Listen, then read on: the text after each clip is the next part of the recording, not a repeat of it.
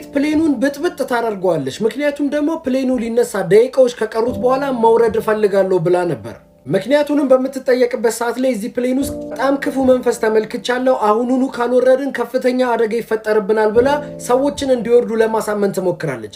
ያመኗት ሰዎች ነበሩ። አንዳንዶቹ ይወርዳሉ ማለት ነው ከሷ ጋር፣ አንዳንዶቹ ደግሞ ያላመኗት እዛው አርፎ ይቀመጣሉ። እናም ፖሊሶች ወዲያውኑ እሷን ይይዟትና ምርመራ ይጀምሩባታል ማለት ነው። እንዲሁም ደግሞ ፕሌኑን አበጥረው መፈተሽ ይጀምራሉ። እሷም ወደ አንድ ቦታ እየጠቆመች እዛ ጋር ነው ያየሁት እያለቻቸው ነበረ። ያለቻቸው ቦታ ቢፈተሽም ምንም ነገር ግን ሊገኝ አልቻለም ነበር። ነገር ግን ኢንጂነሮች እስቲ ይሄን ነገር ቼክ እናድርገው በማለት ፕሌኑን ቼክ ያደርጉታል ማለት ነው። ቼክ በሚያደርጉበት ሰዓት ላይ የፕሌኑ የኋላ ጎማ በስነ ስርዓት እንደማይሰራ ይገነዘባሉ ማለት ነው። ፕሌኑ ተነስቶ ቢሆን ኑሮ የኋላ ጎማው መውጣት ስለማይችል ፕሌኑ ለማረፍ በሚሞክርበት ሰዓት ከፍተኛ አደጋ ሊፈጠር ይችል ነበረ ብለው ተናግረው ነበር። ነገር ግን እናንተ እዚህ ፕሌን ውስጥ ብትሆኑ ኑሮ ልጅቷን አምናችሁ ውረዱ ስትባሉ ተወርዱ ነበር?